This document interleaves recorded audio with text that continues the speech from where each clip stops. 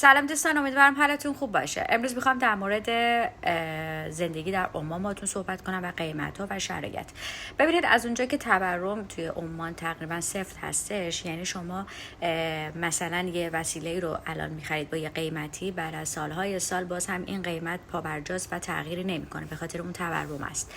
ببینید اینجا مثلا در مورد غذا خوردن بعد بهتون بگم که خیلی خیلی خیلی هزینه براتون داشته باشه. مثلا بتونید خوب گوشت بخورید، خوب مرغ بخورید، خوب در واقع بتونید رستوران‌های مختلفه برید. حد اکثر با 100 تا 120 ریال حد اکثر تمام هزینه خونه اینجا، اجاره خونه از دو خوابه بعضی موقع با وسایل از 75 شروع میشه تا به بالا از 175 ریال تا 150 اینا.